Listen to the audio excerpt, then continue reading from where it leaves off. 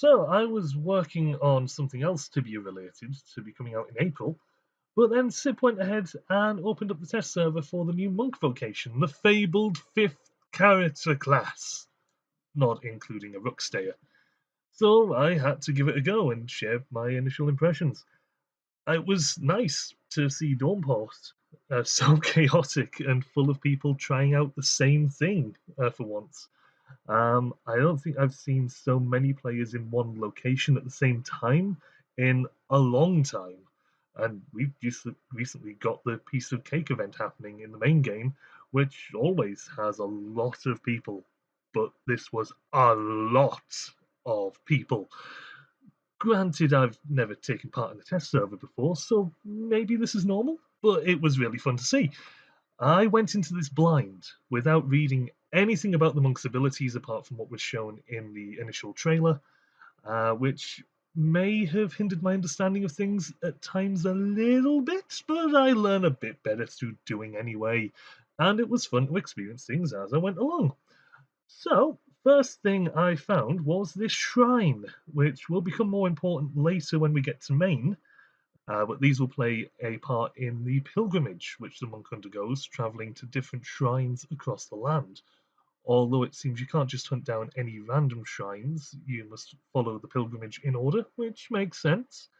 And it seems you need to be of a certain level to interact with subsequent shrines. So I found one south of Theus later, which, even though I was able to get to it, said that and it was the one it was supposed to be going to. I talked to the guide who said need to go south of this, so I went there specifically looking for it, but it said I did not have enough experience.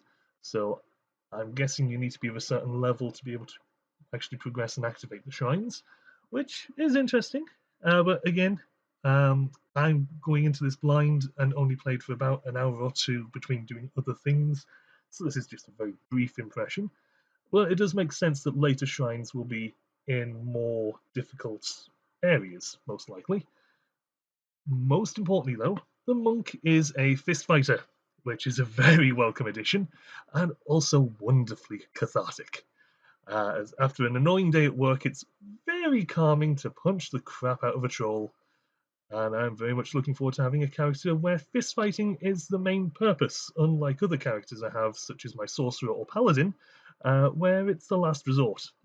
And with the monk, they're focused on melee combat, so you don't have to worry about running low on ammo for a bow or mana for a rod or wand and carrying around a load of potions. Having said that, the monk doesn't just go around slapping things.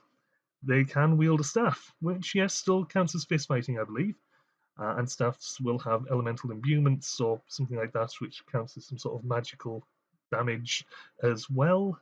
I've not looked into it in a lot of detail. I'm just having fun. That's not to say that the monk doesn't have spells. The two spells that you start with complement each other as part of the new harmony system. Casting Swift Jab will do a small amount of damage, but also adds to the monk's harmony level, something which will then make the other spell more powerful. I really, really like this, and after a few levels, this was almost enough to take down a troll in one hit, which was very satisfying. And I'm looking forward to seeing what else will be implemented in the Harmony system. I know that as of tomorrow, there'll be level 150 monks made available on the test server, and lots of abilities are going to be part of that. So I'm very intrigued to see what is going to be coming with that as well. The one problem I had with all of this was getting off of Dawnport, something which a lot of other players also seem to be struggling with. It was clear I had to speak with Manop, the ambassador, upstairs in the keep, but as tends to happen, I got caught up in responding with the dark blue bold text, um, rather than just reading what the NPC had said and realizing they were asking me a question and I had to respond to it properly.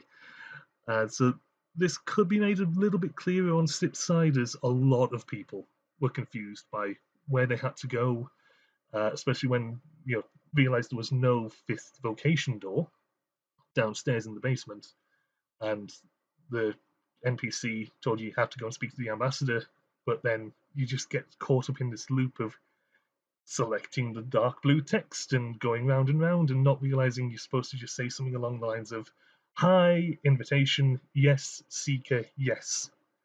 It was something that simple. I'm pretty sure that was the exact line of words. And once you do that, you're teleported to the new monk-specific area of the Blue Valley, where our pilgrimage truly begins. I will be exploring more of the monk later, but so far this seems pretty fun, and I'll definitely be making a new character once the full version is released, because I don't have enough characters already that I'm not playing. But what do you think? What do you think of what we've seen of the monk so far? I'm very excited, and I can't wait to see what else is coming up as we explore more of the test server, especially how the monk's role as a secondary healer works in practice. That's something I've not really seen anything of at the moment, so I'm intrigued to see what will be coming with that, probably tomorrow. And yes, there is at last a fist fighting training statue. Now, when can we get a vocation focused on fishing?